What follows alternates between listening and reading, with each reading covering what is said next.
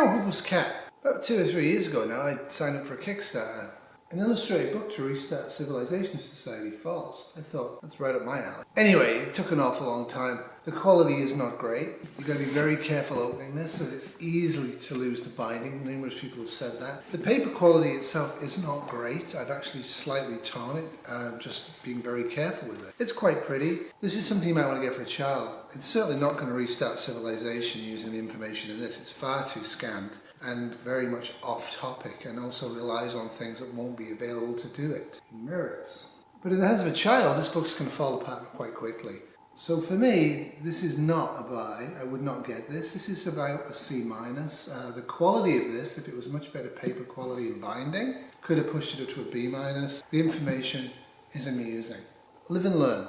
When I bought it, I already had this. This is a really great book. Again, it's very brief, so you're not going to restart civilization with just this one book. But this book contains a whole bunch of issues and a whole bunch of things in it that I really enjoy reading about history. It also does it by taking into account what has happened. Rather than saying, well, you need to do this, you need to do that, it says, well, you need to get this product. How are you going to get it? Well, you might want to use this product because in the industrial age that's fallen, we didn't use that. So that's still freely available. And that's what I kind of like about this book. It's full of very much interesting stuff. It's quite reasonable. Again, you're not going to restart civilization with just this one book. This book was 19 Canadian.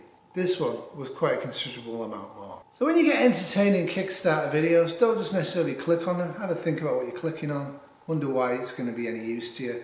This is the book to get, not the book. If society collapses for whatever reason, there'll be an enormous amount of products and stuff still around, depending on how many people survive. The more people survive, the less stuff there'll be, because we'll use it up pretty quick. There's hardly any people, and nothing's really been damaged. Say there's a flu epidemic that kills 99.9% of the population, there'll be a lot of stuff left for 2 or 3 years. We won't need to make sulfuric acid. We won't need to make fertilizer. We won't need to figure out how to get topsoil, because there's be bags of it in warehouses. So much like prepping, the ultimate guide to rebuilding civilization is completely dependent on what's the causation. For example, a massive nuclear war, a massive asteroid strike is completely different than a massive flu pandemic.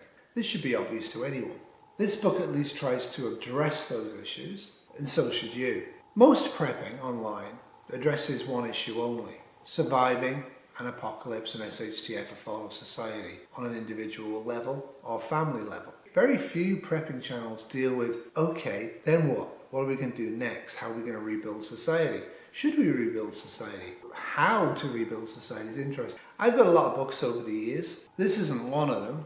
They'll help me provide basic healthcare and basic science and basic education to my local community as and when things settle down after the apocalypse. If I survive, if the local area survives, once it becomes safe and stable, that means we're having to produce the food we need plus a bonus every year. At that point, I can start free healthcare. At that point, I can start free education. It's important that people do that, because frankly, it's too easy just to get caught up in the now, especially in a crisis. If we forget we walked on the moon, if we forget we split the atom, if we forget how to make sulfuric acid, we lose a lot of what we have now, which is good. The fact is, there's too many of us, are consuming too much, and the planet's in real serious trouble because of that. But if an apocalypse happens, if society falls, if civilization collapses globally, somehow, somewhere, globally, some people need to keep that information that we have now together, because it will just get lost, and that'll be a shame. Now, if you haven't read Can't School for Leibowitz, you really should. It's an excellent book. It's a little bit hard going in places because of the religious aspect of it. It's actually a fascinating book. This isn't really a spoiler, but you actually get not one, but 2 nuclear wars in the book. And it shows how America survives and thrives after the first one, and how it might survive after the second one. It's also got some interesting observations about race relations in America right at the end of the book, and I do recommend it. But in that book, the road back is made a lot easier by a bunch of monks who take current books, wrap them in oilcloth, and bury them. Why?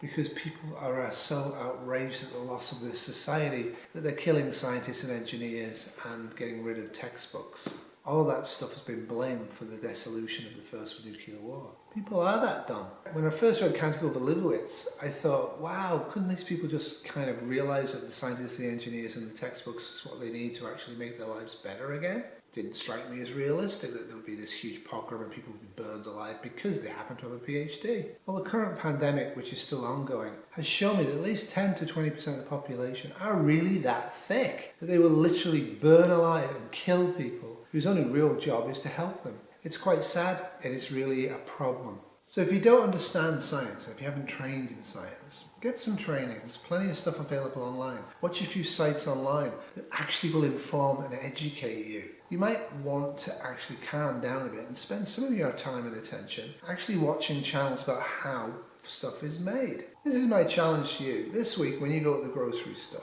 if you buy something like bicarbonate of soda or bleach or fertilizer or laundry detergent or dish soap, or those little Tide Pods your children like to swallow, have a think about it. And you won't know, but then look at how they're made and what they're made from. Try and get as much detail as you can into it. If it says they're manufactured in our plant in Ohio, great. What inputs are going into that plant and what are they doing inside that plant to create the Tide Pod or whatever it is you want to look at? It's quite fascinating how complicated and detailed our current world is. And to just say if it all goes poof, we can restart it quite easily is absolutely not true. But if we keep the basis of biological, chemical and physical science and engineering together, a little bit of basics, that task will be a lot easier for your great-grandchildren when they try again to get humanity actually to live in the stars rather than just be scrabbling around in the dirt down here. That's it for me. Toodles. This has been a Sleepy Terrier production 2023.